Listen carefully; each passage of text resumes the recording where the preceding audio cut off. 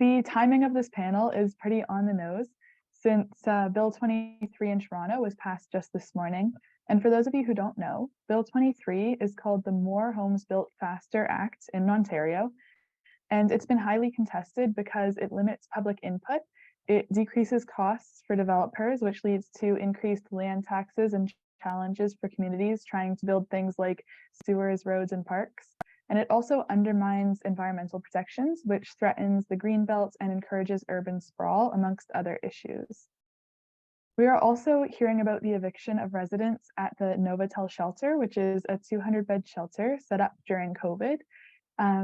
Residents are being evicted right now with no place to go because they want to resume hotel services. So there's presently a sit-in happening with urgent calls for more support. And these are just some of the things going on at the moment that you can be thinking about as we're continuing with our event tonight. So we do hope that during this event, you'll not only learn from the speakers, but also be able to apply the knowledge in organizing with us.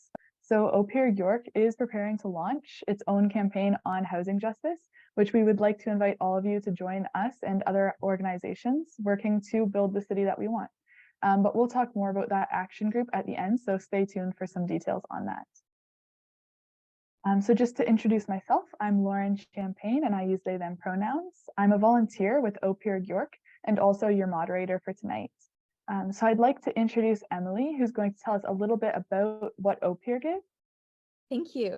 I wonder actually if Nasheen wants to introduce OPIRG. Is that still the case? I'm going to check with. Maybe we can both do it. So welcome everyone to the event. We're so happy to have you here. I am the programming coordinator at OPIRG York. Just to let folks know who might not know about us, we are a student-funded, student-run organization on campus. We are nonpartisan, and our primary objectives are to conduct research, to support other students on campus on various economic, political, and social issues that they might be working on. We hold events all year round, designed by our action groups, and our website is opirgyork.org if you want to check us out. Yeah, I think the only thing I'll add is that if you're feeling galvanized by our discussion today and you're like, there's so much we need to change about the housing in our city, you can join us tomorrow. We're having our first organizing meeting for a new action group that will focus on housing justice.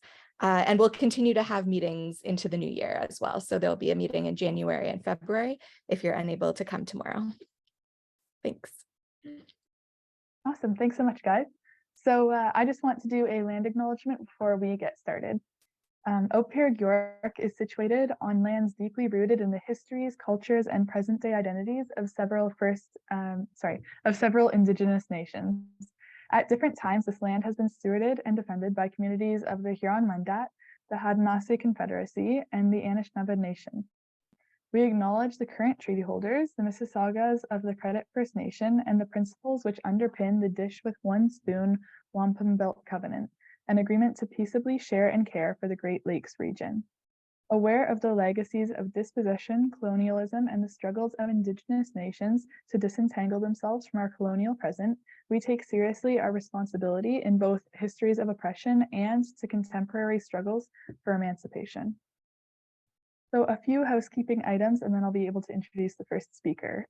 First of all, this event is being recorded, and we'll be distributing this video as well. So we just want to make sure everyone's aware of that.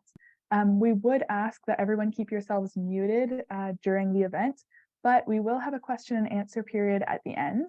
So we would love for you to put all of your questions in the chat, and I will ask your speakers as many of your questions as we have time for during that question and answer period. So again, you can put your questions in the chat whenever you think of them, and we'll be asking those questions at the end. So it's time to introduce our first speaker. Ahmed holds a PhD in urban planning and public policy and is currently the managing director of research of Making the Shift Youth Homelessness Demonstration Lab at the Canadian Observatory on Homelessness. Prior to this role, Ahmed was a postdoctoral fellow at the Canadian Observatory on Homelessness, working on Housing First for Youth demonstration projects in Toronto and Ottawa. His research interests focus broadly on social equity, environmental justice, and community-based studies, in particular at the intersection of homelessness and housing.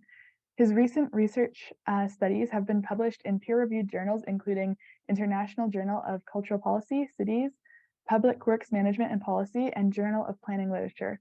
So thank you so much for joining us, Ahmed. Thank you very much, Lauren, and I'm very happy to be here. What a crowd. I'm very proud to be here, really. So it's really exciting. And so good evening, everyone. I'm in Toronto, and I just wanted to say hello. Okay. Sorry, what was just okay. Can you see my screen, everybody? Perfect. Okay, thank you. Yes. So without further ado, I'm Ahmed Bonektar. I'm the managing director of research, and that was like a full biography of me. I didn't really see that coming, but I'm really glad to be here again. I'll start with framing homelessness, and I thought maybe I could ask this question just to see if we're getting like responses from the crowd and see what do you think, what really defines homelessness. Can we get like some responses from the audience in the chat panel, please? Yeah, that'd be perfect. So I'll wait a minute and two, just to get a feel of your responses. People without a home. Yes, that's right, Harvey.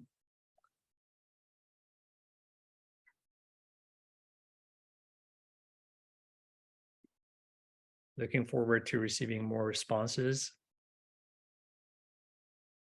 Inability to afford a living house. Yes. Yes, Stephanie, I think that's more in line with the definition of homelessness: stability, security, and safety of housing.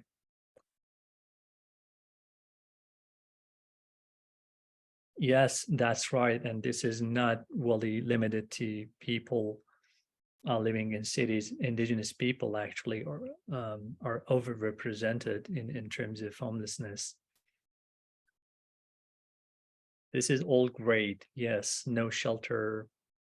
People without home can't afford a home.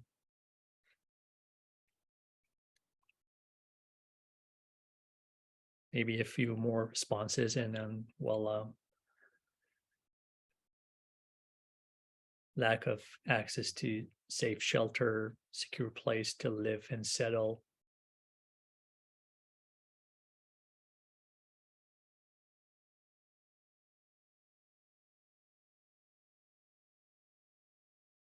Yes, that's also right. Being homeless is not having a home.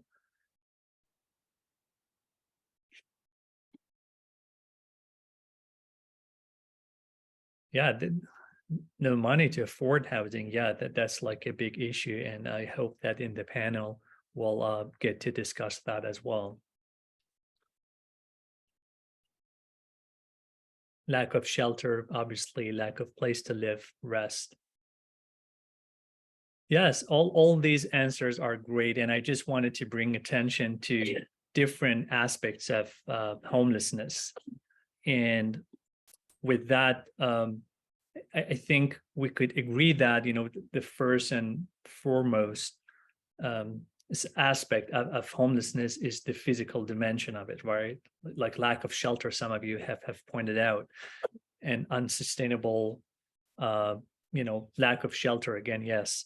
And but also it does have like some physiological aspects of homelessness that we need to be mindful of, like bodily comfort, like lack of love, privacy, stability, security, and all these aspects are important dimensions of homelessness. And in fact, in terms of one of the audience mentioned like Indigenous people, are experiencing homelessness. And I think in their perspective, lack of rootedness in the world could be something, as frame as homelessness. So these are important part of homelessness.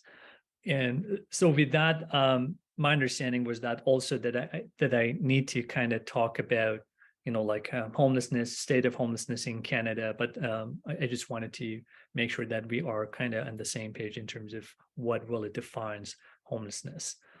I'm going to briefly talk about the state of homelessness in Canada 2016 report. This is one of the latest report that we have in terms of homelessness, although there could be some other reports that I'm unaware. But this is the most recent one that has been done in the Canadian Observatory on Homelessness.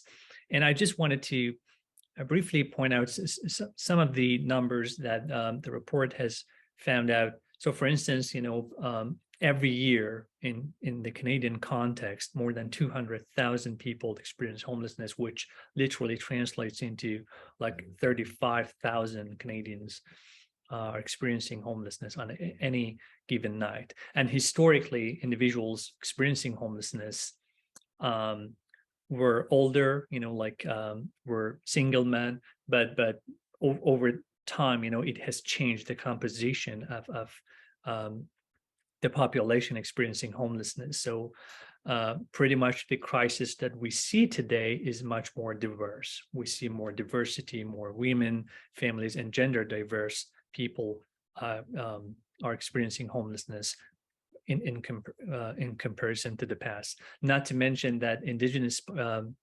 populations are also overrepresented in the homelessness sector.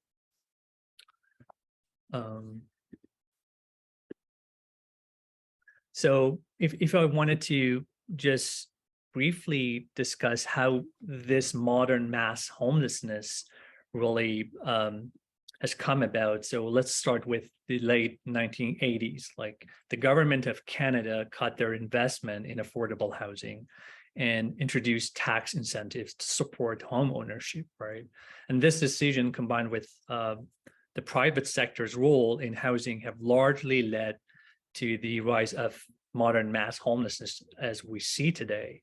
And the state of homelessness in Canada reported that back like in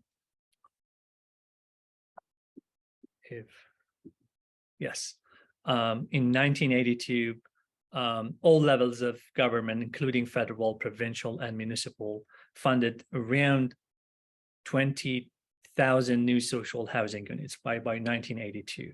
But by 1995, that number has plummeted dramatically to 1,000, And the report indicated that while Canada's population has increased by 30% over time since the early 1990s, national investments in housing have decreased by over 40%, if I'm not mistaken, translating to only like $60 per capita if you're adjusting for inflation. Well, the discussion has changed, over the past 2 decades. The government of Canada invested a lot in terms of adopting Housing First initiative, and Housing First was originally from the US, where it was first introduced in New York City. Sam Sembris brought forward the idea of Housing First, and there was like a national study in Canada, the Chiswa project. And the Chiswa project back in 2008, was a successful study where conducted. The study was conducted across Canada. More than 2,000 people experiencing homelessness were recruited for that study, and it was shown to be like a successful study in terms of leading people out of homelessness, especially those who were suffering from chronic homelessness, as well as acute mental health problems. The discourse has somewhat changed since then, because much of the mainstream approaches to homelessness was pivoted around ad hoc or emergency responses. And I'm not underestimating the importance of emergency responses, but it's just not the solution. The solution is prevention. And if I wanted to draw like an analogy, we could make a good case of the COVID-19 pandemic. What if there were no masks in place? What if there were no vaccines, social distancing in place, right? So it makes a lot of sense to invest a lot in prevention. Prevention makes a lot of sense in terms of how to approach homelessness, how to end it functionally. And I think, you know, there have been some efforts at all levels of government in order to be able to kind of pivot the public discourse around prevention. If prevention can be something that is widely adopted across, you know, sectors, we could claim that homelessness is going to be something that we talk in the past.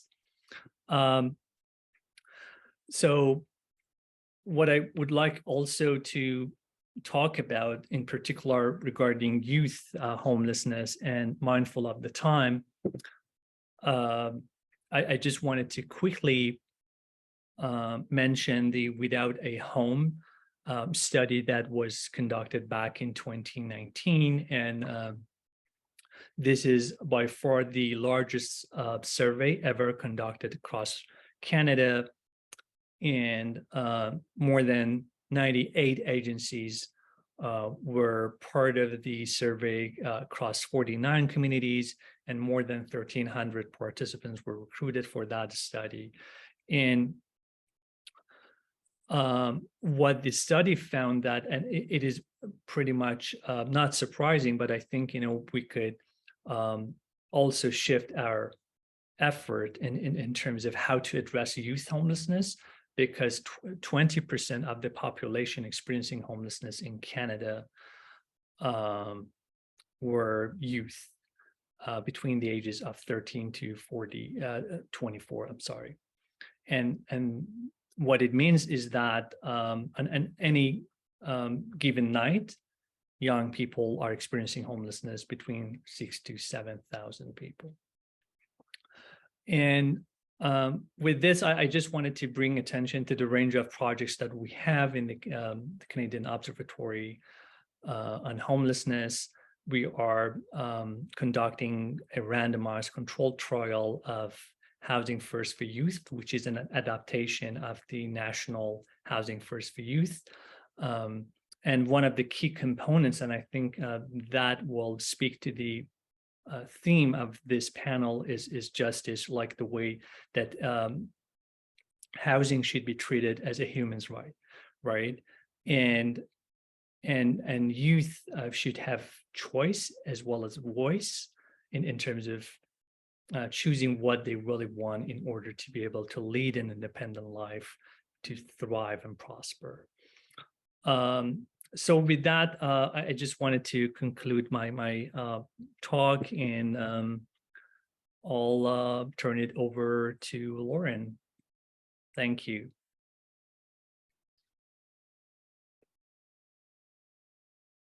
Thank you so much. There was so much good information there and an awesome overview. So I'll introduce our next speaker now, who is Ambalika Roy. She works as a senior community engagement advisor at the Canadian Centre for Housing Rights and coordinates the Right to Housing Toronto Network, which is a coalition of housing rights organizations and housing activists monitoring the 10-year rights-based housing plan in Toronto. Prior to joining CCHR, Ambalika worked for over a decade in the National Legal Aid Clinics, providing legal support to various marginalized communities in India, and facilitated public legal education on issues of access to justice and inclusion. So thank you so much for being here, Ambalika. Thank you so much, Lauren, and it feels great to be here, and good evening, everyone. And it's very great to see that so many participants are interested in housing justice. I do have some slides, if you can just share that, please. So I would be talking about more or less about we all know about the affordability housing crisis in Toronto. I would talk a bit about that and what the city's commitment to right to housing is. And we just had our municipal elections in the city. So I would be talking about a bit about our election advocacy as well. So yeah, so if I just can have my slides, please. Thank you so much. Okay, so I'll just introduce myself. Already, Lauren has introduced me, so I'm not going to take much time. So I'll just introduce CCHR a bit, the Canadian Housing Center for Housing Rights, which was formerly known as CERA, Center for Equality, Rights and Accommodation, which is Canada's leading not-profit organization that has been working to advance the right to housing for the past 35 years. And we advance right to housing by serving renters to help them stay housed, providing education and training about housing rights, and advancing rights-based housing policy through research, policy development, advocacy, and litigation. Okay, now just diving straight to the presentation without wasting any time.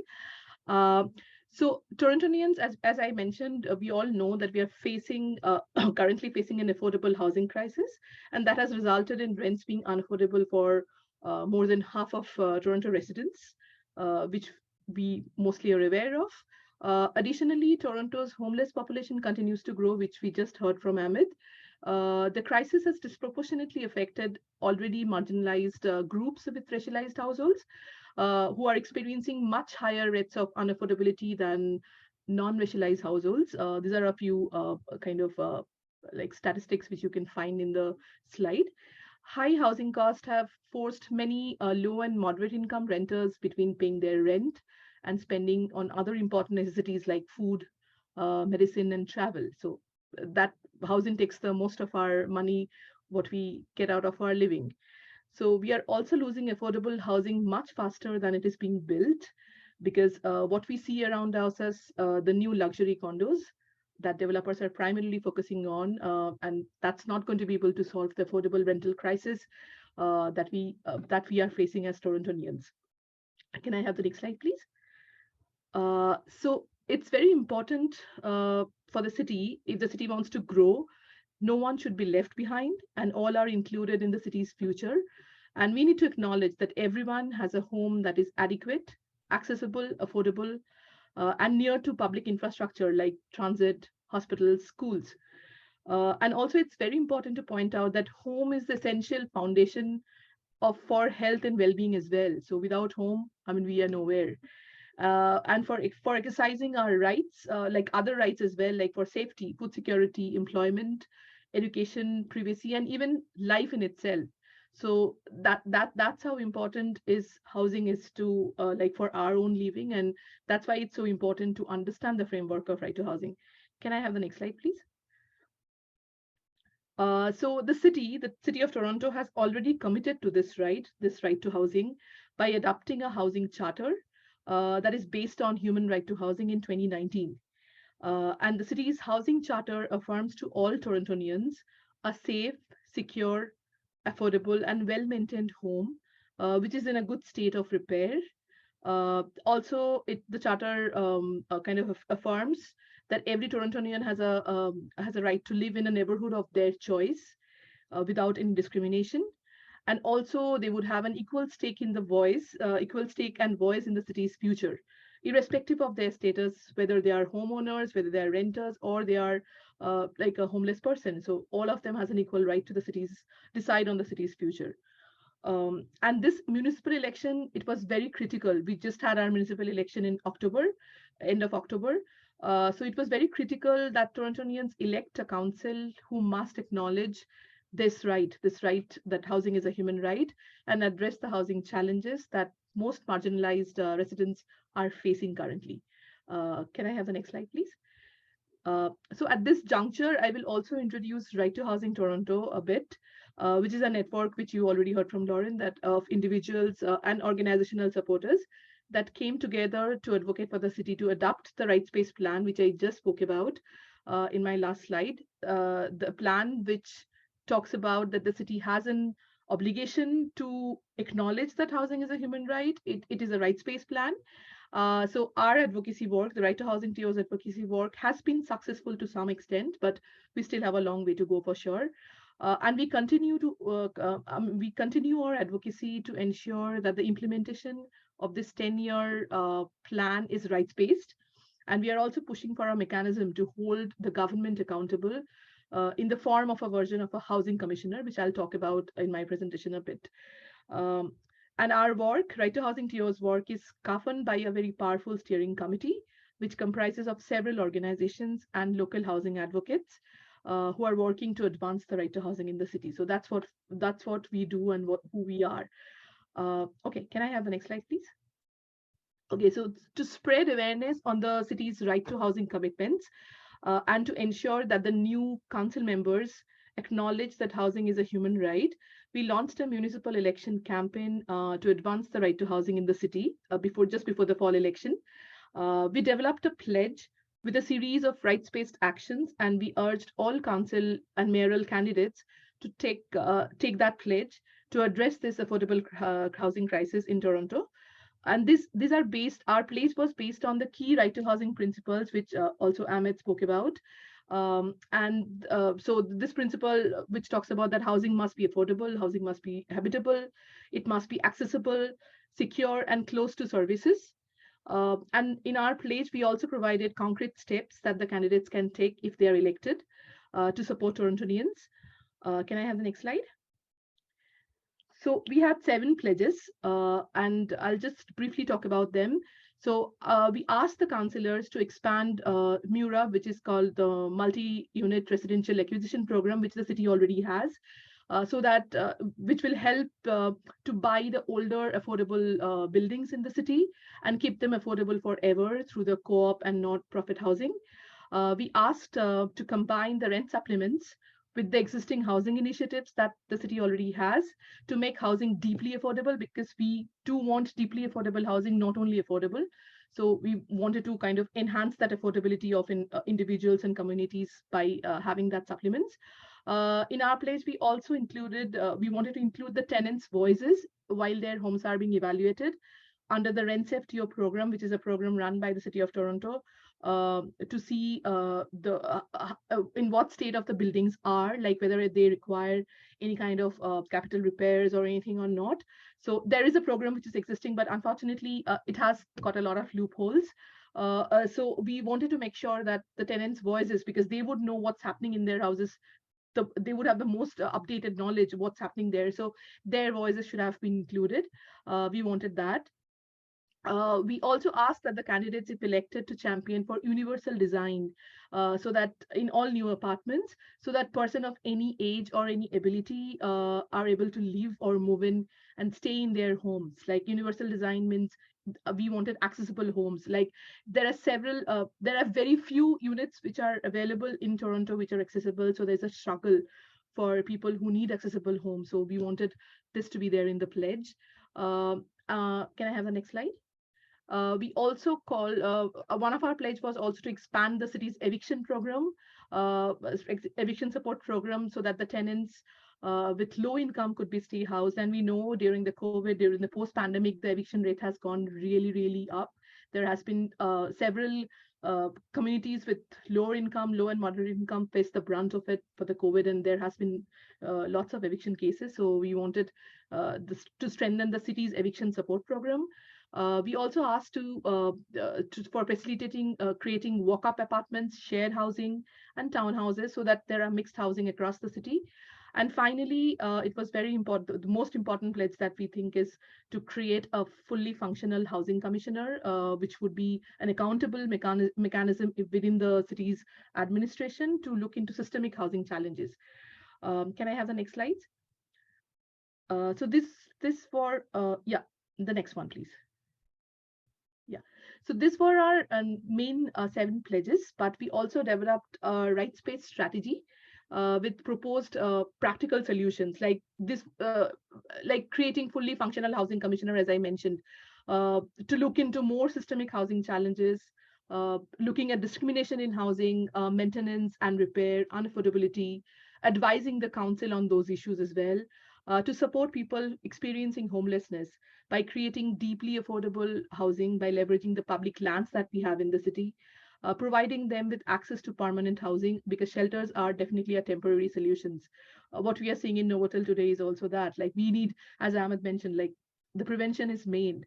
because we need to prevent that homelessness being before it occurs. So we would need those permanent housing to ensure that the shelter staff to client ratio is appropriate. And the shelter and housing opportunities are spread out across the city and not really downtown centric. We also kind of suggested to have bylaws to protect renovictions in the city, which is a very term probably a lot of you would be familiar with, and to support tenants' rights to come back to those renovated buildings at the same rent, of course. We also think that to support renters from losing a roof over their head by expanding eviction prevention support, and also legal protections for above guidelines increases rent in their buildings, to provide them additional support to kind of deal with those kind of challenges. Also to ensure there are end to the discriminatory practices that we have, restrictions on multi-tenant housing or rooming houses as we call them, so that safety and well-being of all renters are protected, because we know right now currently in the city only in few areas rooming houses or the multi-tenant housings are like legalized, not in the rest of part of the city, but they do exist.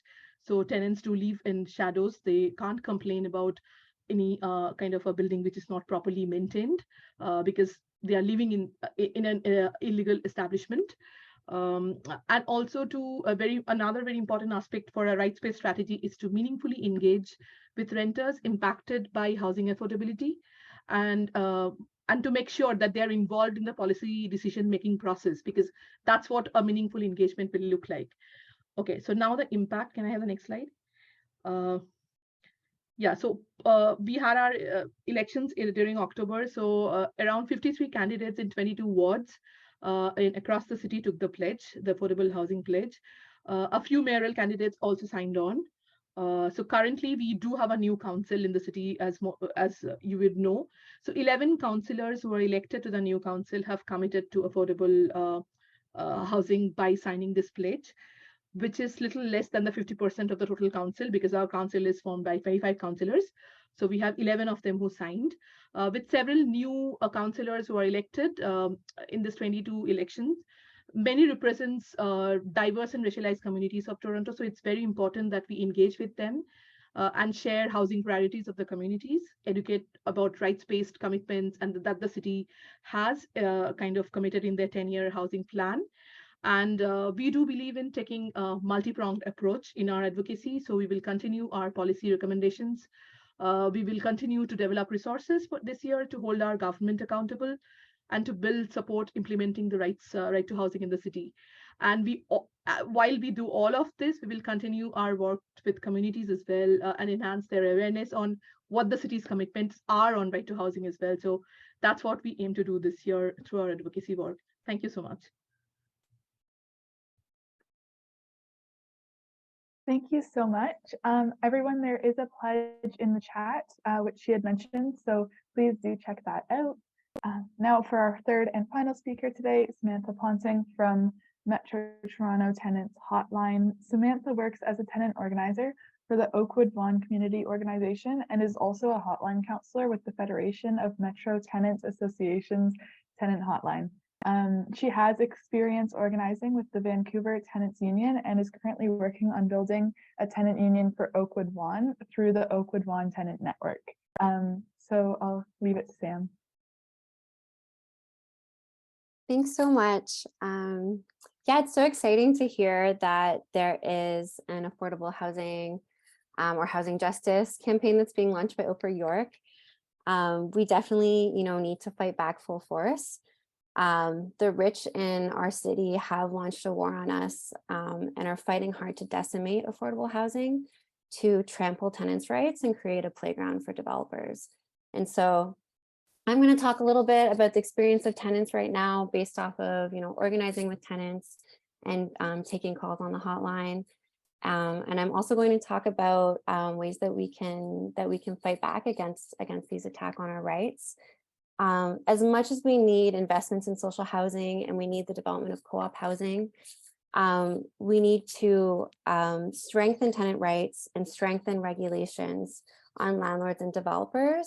This is the quickest way and the most effective way that we're going to be able to protect the current supply of affordable housing in the for-profit housing market and to build new affordable housing in the for-profit housing market.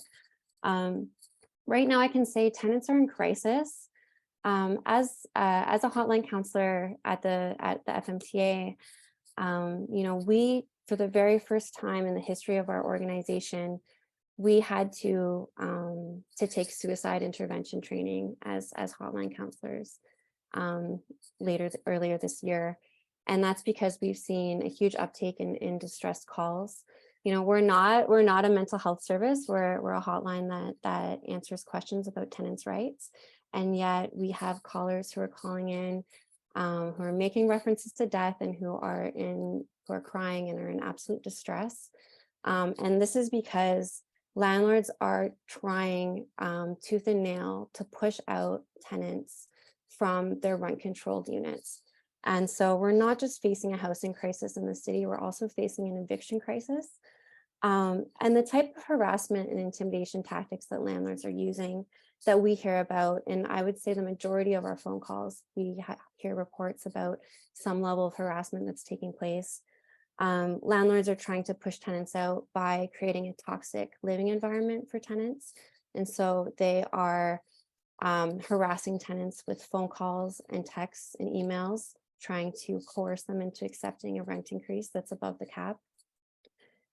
I've heard one story of a landlord who had her son banging on, the tenant's door regularly as an intimidation tactic to try to get the tenant to move out, so that they could give that unit to a new tenant at a higher rent. Another tactic that landlords are engaging in is they're threatening tenants that they will evict them on the grounds that their family members will move in, or on the grounds that they will sell the unit if the tenant doesn't agree to a higher rent that's above the provincial cap. We've heard stories of tenants who are being coerced into signing forms that agree to a rent increase, as well as tricking tenants into signing forms that end their tenancy, where landlords are exploiting the fact that there are language barriers and exploiting the fact that tenants aren't aware of their rights. So given all this, one way to defend tenants' rights is to know what your rights are. So I'm going to share a few quick facts about tenant rights, because I know that there are a lot of tenants on this Zoom meet tonight. First, the kind of first theme I'd like to talk about is rent increases, because this is one of the reasons we are seeing so much harassment of tenants. So if a landlord wants to raise your rent, they have to give you 3 months notice. The date of the rent increase needs to be at least 12 months since your last rent increase. And your rent increase needs to be on an official landlord and tenant board form. And the rent increase cannot be more than the provincial cap that's set every year. So for 2023, the provincial cap is 2.5%. And so the kind of exception to this is if your landlord has applied to the landlord and tenant board for an above guideline increase, which means that they can raise the rent, if approved by the board, by up to 9%, 3% over 3 years. So if you get a notice from your landlord for a rent increase that's above the guideline, this is a great opportunity for you to organize with other tenants in your building and form a tenant association or a tenant union. And a tenant association can work on building a case for the tenants and present that case before the board. So for example, a tenant association can work on collecting evidence that the landlord's been failing to do maintenance. And this is a strategy that you could use before the landlord and tenant board that the arbitrator may or may not give validity to. But tenant associations can organize other actions. They can organize actions that shame landlords, to discourage other tenants or new tenants from renting from them. And sometimes mounting this pressure on a landlord can help get the landlord to back down from things like rent increases that are above the guideline. Know that you don't have to pay the rent increase above the guideline until there's been an order by the landlord and tenant board. Although they might allow back date to that increase from the date that you received the notice. If your landlord is threatening to evict you because you want to renovate, because they're saying that they want to renovate, know that you have the right to return to the apartment when the renovations are over. Make it clear to your landlord that you that if they do succeed in evicting you, you'll definitely be coming back. Landlords hope that tenants won't be taking on this, won't be exercising their right to return. And this might remove their motivation from doing the renovations if they know you're going to come back.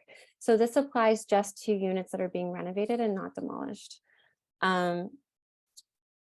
Also know that renovations need to be so extensive that the tenant can't live there while the renovations are being done, and so extensive that the landlord needs a building permit to do the renovations.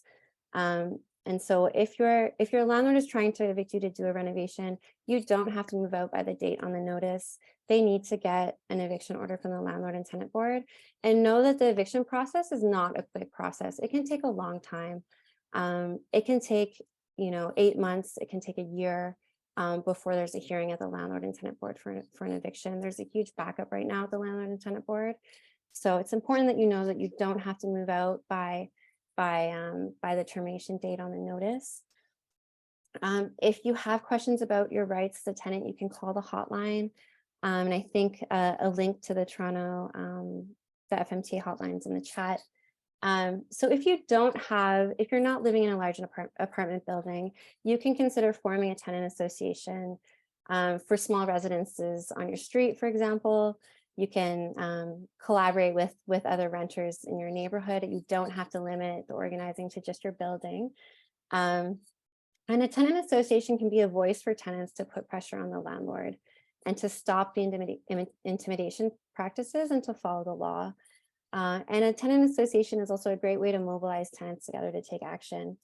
One of the buildings in my neighborhood was facing, the tenants there were facing threats from the landlord that he was going to evict them and do renovations. He issued them all eviction notices. And he put checks under the door of every tenant for the equivalent of 3 months rent. And the reason that he did this is because under the law, if there are 5 or more units in the building and your landlord wants to evict you to do renovations that could take 3 months or more, they're required to give you 3 months compensation. And so he put checks under the door, and then he started coercing tenants to cash the checks and move out. And so the other thing that this landlord did is he made loud noises at night and in the hallways to try to push the tenants out again, so that he could renovate, bring in new tenants and raise the rent. But what the tenants did is they formed a tenant association, and they held strong, and they organized a phone blitz. They had members of the community call the landlord directly to say that he should not be evicting tenants to do renovations. And the landlord learned that the tenants had the support of the community. And so ultimately, in this case, the landlord never filed for a building permit within the required timeline. And the tenants won their right to stay in the unit. And so it really does show you the strength of tenant organizing when we work together.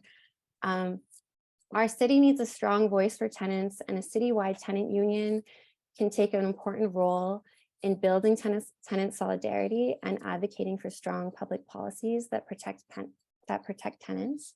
Because what we really need to see is some serious structural change. I was lucky to learn a lot from organizing with the Vancouver Tenants Union during my time in Vancouver. And the Vancouver Tenants Union is a grassroots, member-driven, democratic organization that within just its first 5 years of existing in the city was able to recruit over 2,000 members, and they have even more now. And they're a voice for tenants. Not just across the province, but they're a voice for tenants at City Hall. They struck a City Hall committee within their organizational structure, and they fought to win the election of a tenant city councillor. And so in my work as a tenant organizer with the Oakwood Vaughan Community Organization, we're working on trying to build a tenant union in Oakwood Vaughan. called the Oakwood Vaughan Tenant Network. If you live in Oakwood Vaughan, please do get in touch with us. I think Emily will share our contact info in the chat. We are building our membership by door knocking. We have targeted buildings that are facing demolition and above guideline applications, above guideline rent increase applications. And this information is publicly available through the City of Toronto. We are a fairly new organization, and we're working towards organizing our first general membership meeting and building our capacity and our membership base to do that. We have an organizing committee that is membership run and open to all members. We just ask them to sign on to our values statement. And we're using our organizing committee to coordinate our membership outreach and our door knocking and to build our organizational infrastructure. And we have a dream of one day hosting a citywide summit with other tenant groups in the city with the hope of coordinating the launch of a citywide tenant union. And we're not there yet. We're far away from it. We need to develop our credibility in the community and build our own membership first. But we do have a dream of there being a citywide Toronto Tenants Union. We're in the process of refining our voice as an organization and developing clarity on policy changes. But I did want to outline some of the changes we would like to see that we think could strengthen tenants' rights and make for-profit housing more affordable. We would like to see an abolition of above guideline increases, which is a major rent control loophole that allows landlords to raise rents up to 9% over 3 years, as I mentioned earlier, for so-called capital expenses. But really, these capital expenses for buildings are paid off very quickly, and the rent increases are so much more than what's needed to pay off capital expenses. And we believe that these capital expenses should be built into the overall business plan without needing approval for additional rent increases.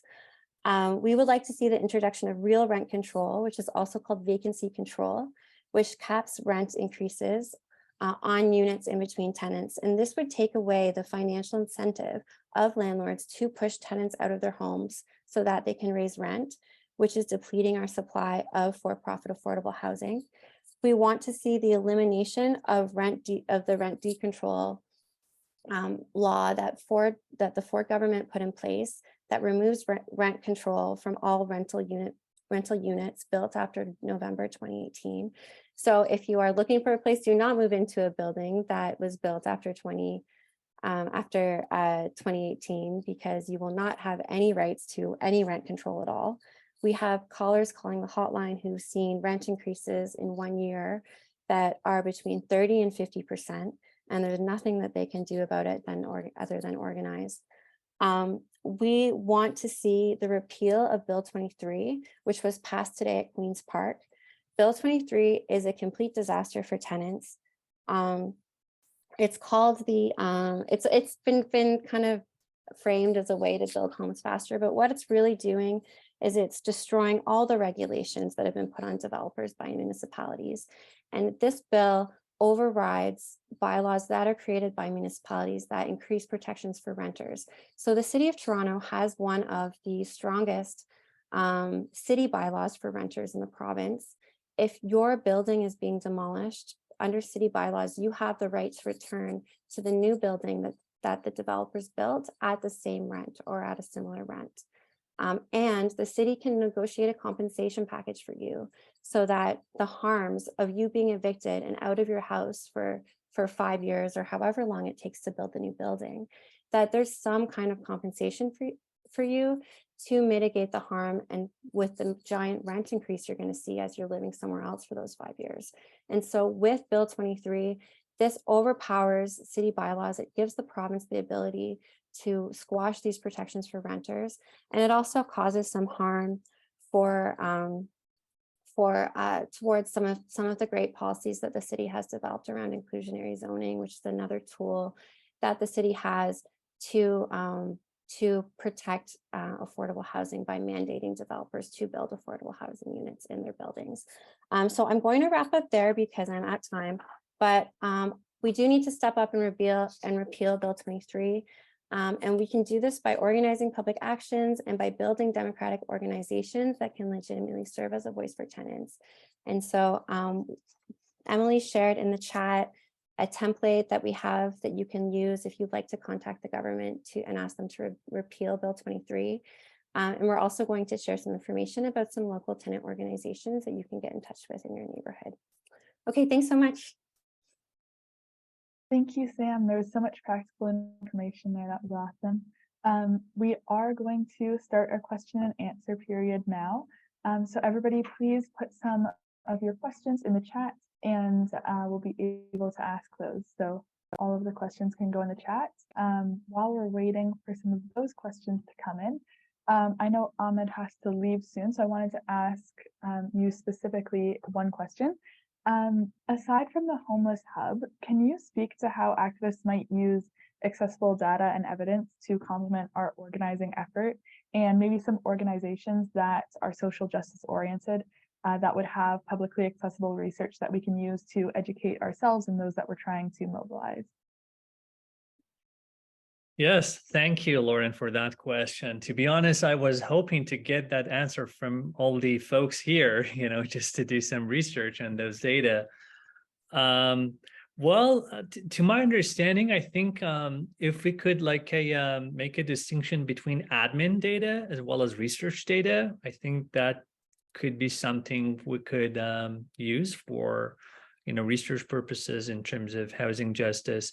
I think a lot of service providers engage in the homelessness sector, and this is where I'm coming from, right? So I cannot really speak to housing affordability, but I think a lot of these agencies across the Metro, Toronto, and GTA area are able to share some of their administrative data that they have collected over the years. But of course, they're not obligated to share those data. But I think, they could if, we want to do some research, and there could be some arrangements, that could be potentially something that we could look into.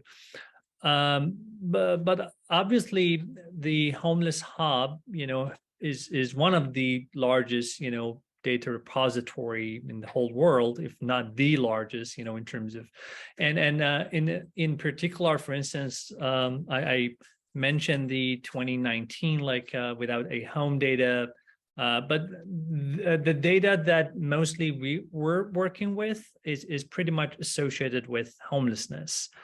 I'm not really sure about affordable housing. So yeah, that would be a good question again, and yeah, maybe this is something that I should look into further, and if there was anything that I could inform you, I'll do that for sure for future. Thank you. Thank you. I have another question also for all of the panelists generally, so anybody can hop in on this one. As students are starting to campaign at York for housing justice, what recommendations do you have for us, especially in terms of setting goals and priorities?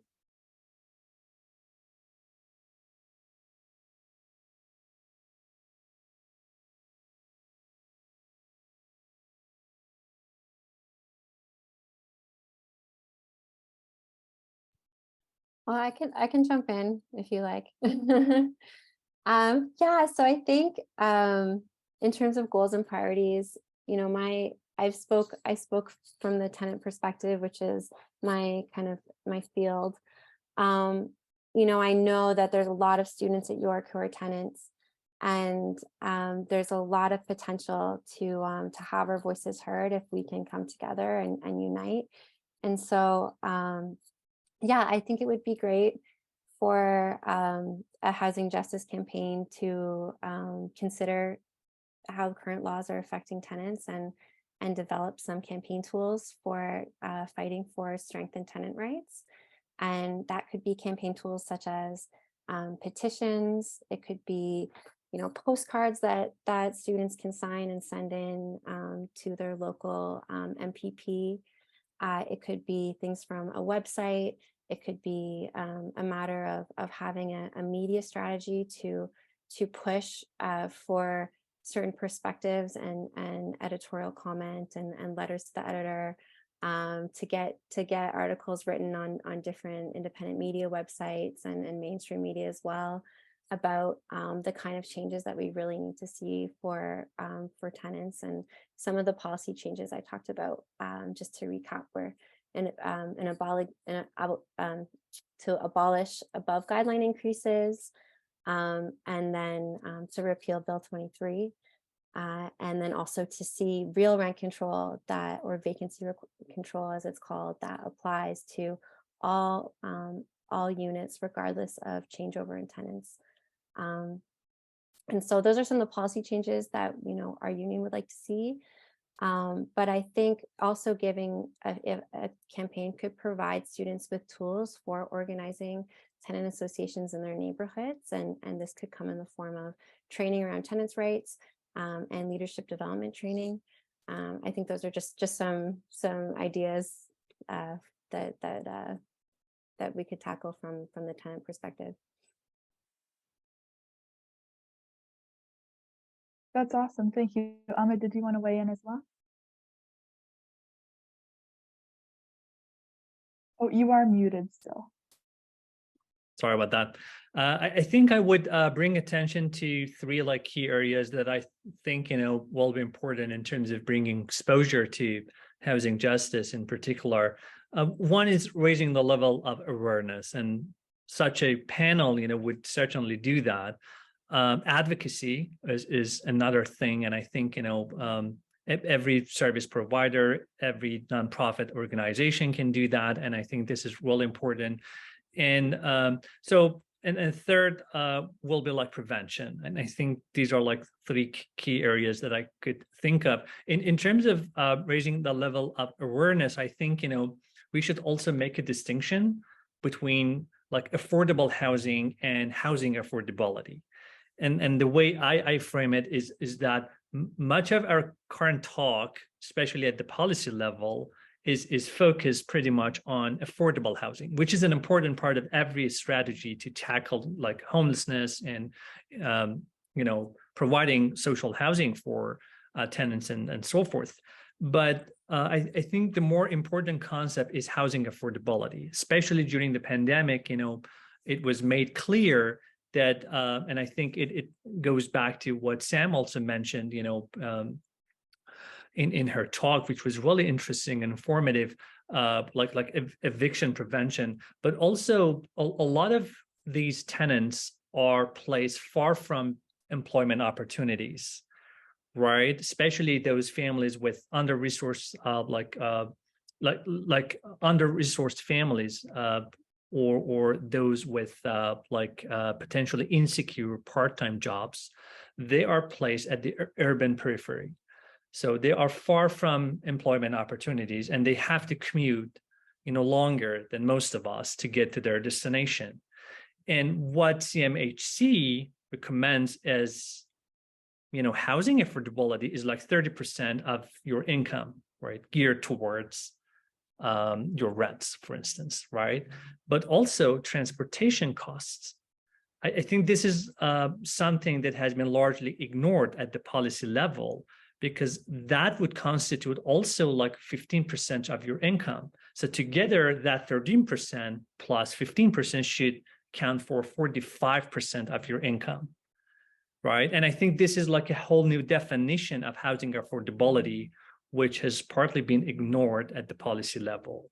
And I think if we bring that into consideration, I think it makes a lot of sense to change housing affordability to 45% of your income, and it changes the narrative. Eviction prevention, especially in terms of tenants, should be one priority that I think needs more advocacy, as well as raising the level of the public as well as policymakers' attention to it. Thank you. That's awesome. Thank you. Ambalika, did you want to share anything on recommendations for York students as we're starting to organize?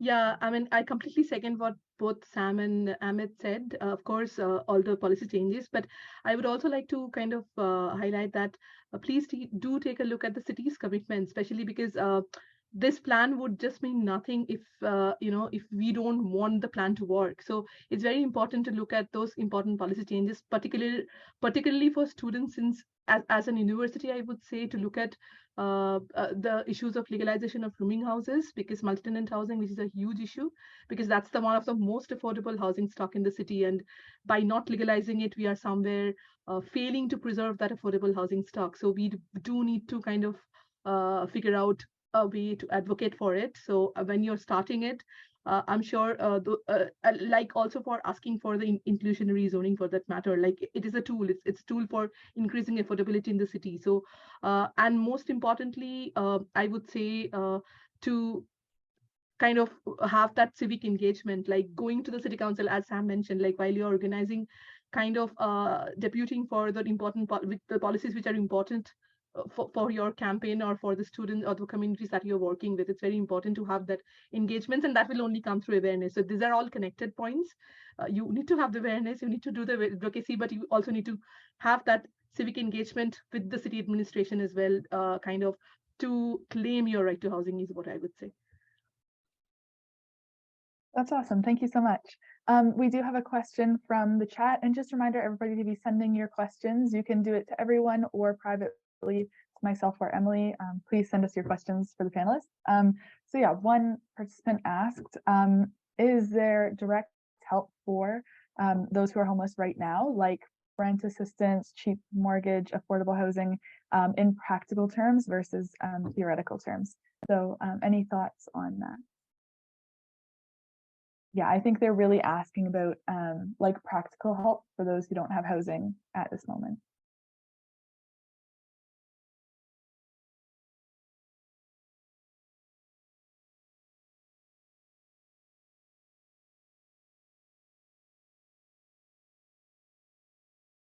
I can just give some quick information. I'll put the link in the chat. But if you are looking for practical support, material support, there is one city service is the Toronto Rent Bank. And the Toronto Rent Bank, if you have employment, they can provide you with a loan for paying for a deposit, a rental deposit.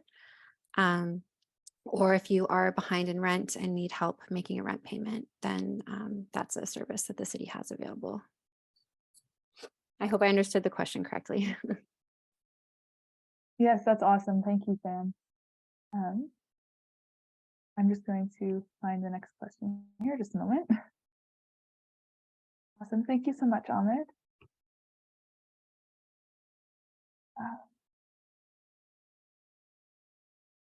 All right, so for both of our panelists here, we're wondering what has been the most challenging or rewarding aspect of organizing around housing justice in Toronto for you personally?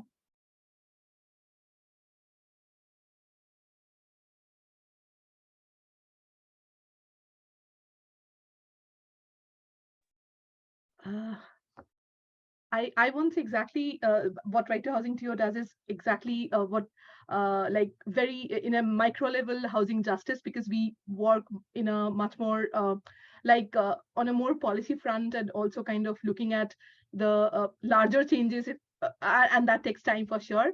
But in terms of like what I understand is while to bring this rights-based plan, it was not really a one person's or a one organization's job. A lot of people came together to do it. So it's very important to understand the right momentum, the right timing, looking for the right opportunity. Because for us, when we were advocating for the city to have a rights-based plan, we took the opportunity of like several factors having together. The city's homelessness like statistics was at the brim at that point of time, and there was a policy level decisions which was required. So that momentum, so like for example, for elections, as a matter of fact, it could be the opportunity movement could be an election for kind of for advocating for a particular policy. So we need to kind of look for that right opportunity of that window when we are advocating for it. But sometimes it is also very important to understand that we need to have that public support. It's very important as well, because it's not really a handful of organizations who does advocate for anything. We need to show that it's like that is the need of the community. That is what people are wanting, that to see that change, whether it's kind of asking for the real rent control, or whether we are talking about, when we are talking about legalizing or approving houses, we need to show that this is being affected by a lot of people. It's not really somebody, only one person is wanting. So that's why we need to understand that momentum. We need to understand that public support while we are doing that advocacy. So it all goes hand in hand. So yeah, so that's what I can think of.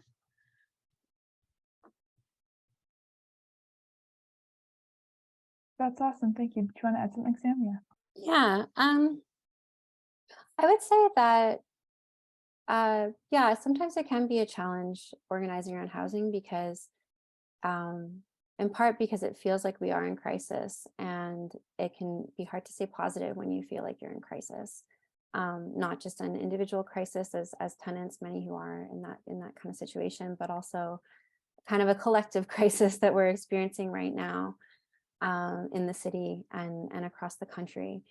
And so I think staying focused on building, on building, with when I'm talking about building tenant unions, we're talking about like building new infrastructure, building our capacity to fight back, and keeping in mind how, how incredibly important that work is, and how once we have that infrastructure in place, it can be long lasting and have effects that we'll never truly be able to measure.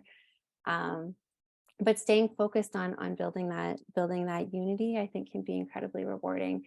And in the case of more challenges, I think like organizing with this Ford government has been so difficult, because the wins that have been won at the municipal level, for example, the win for the city to define affordable housing as 30% of income, and the wins around inclusionary zoning, which mandates developers to include a minimum percentage of units in their building to be affordable, to meet that definition of affordability. The Ford government right now with Bill 23 is trying to redefine affordability as something that is market-based instead of as a percentage of income, and would like to define it as 80% of market value, which is a huge hit to kind of the campaigning that's been done by affordable housing advocates.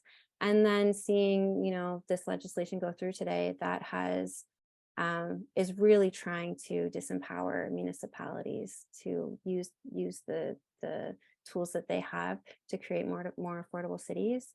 At the end of the day, we really need to get Ford out of power, and organizing under Ford is a challenge that we just have to continue to persevere in that climate.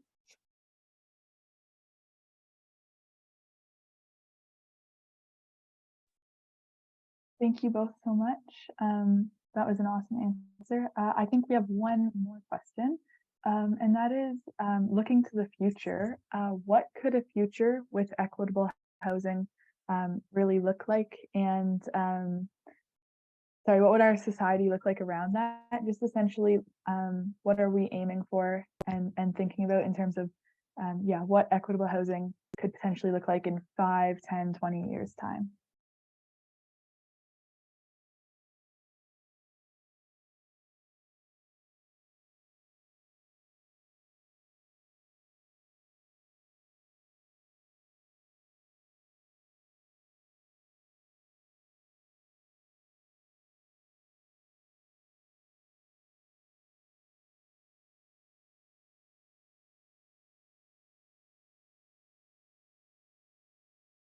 That's okay. If we're not having answered that question, it's all good. I can give it an answer. I'm just trying to, I'm just taking a lot of time to think about a response, because it's such a beautiful question. Yeah, I think equitable housing means that regardless of your situation in life, you have secure and safe and like housing that nurtures you and helps you thrive, instead of it being a burden that makes it so much harder for you to get by and to survive because you're struggling to pay rent payments. That's what I think equitable housing can mean for our city and for our world. I mean, we need to imagine housing as a right, and it can't just be rhetoric. If housing is a right, that means that people who are making massive profits off of the paychecks of renters, many of them working 2 to 3 jobs, a lot of them having, you know, huge kind of financial burdens because of maybe they have health conditions, maybe they're facing disabilities that are causing you know, increased financial burdens on their life. Like, if we truly believe housing is a right, we will live in a world where developers and landlords cannot make millions and billions off of their backs. And maybe that means we are appropriating their property so that we can build affordable housing. You know, and that is something that other countries have done. It's happened recently in Germany. It's happened in Cuba. It's not out of reach, but we have to believe that it's possible, and we have to fight for it because there's so much at stake.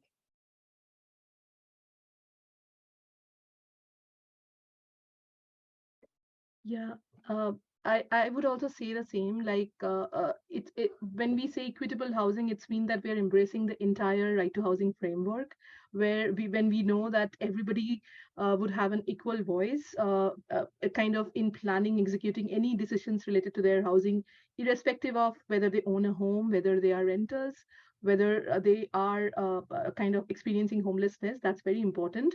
When you are seen equally, when you are heard equally. At the same time, it would also mean that everybody would have an affordable housing. Everybody would have a housing which is secure, which is safe, which is accessible, very importantly.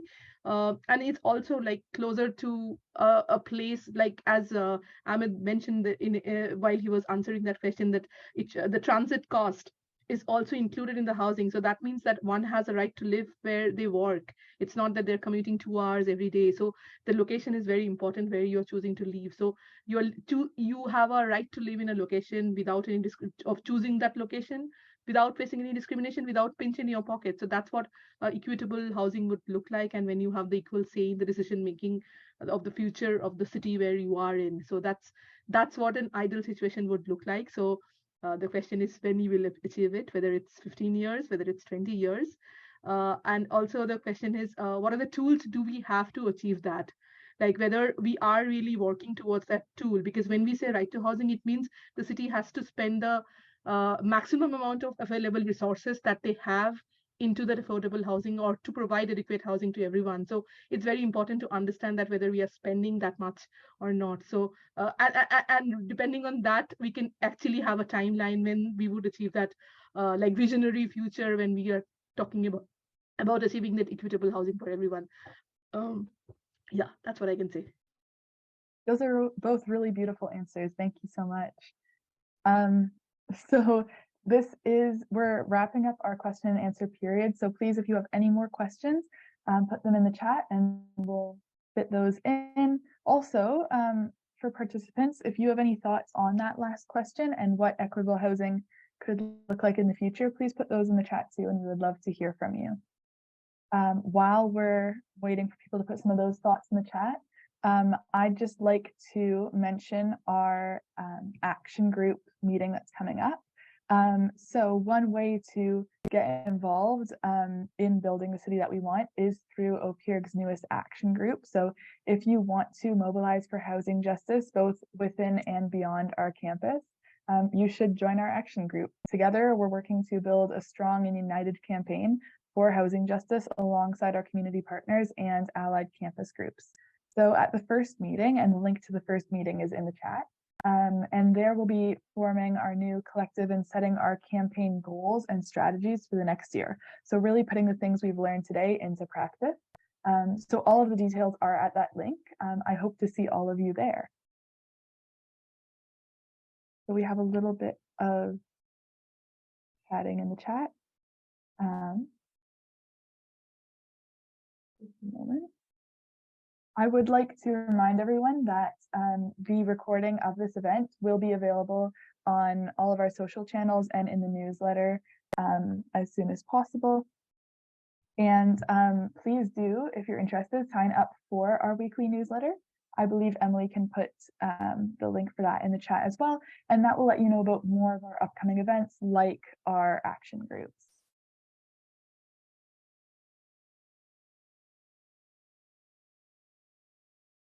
Perfect. So that should be everything for announcements.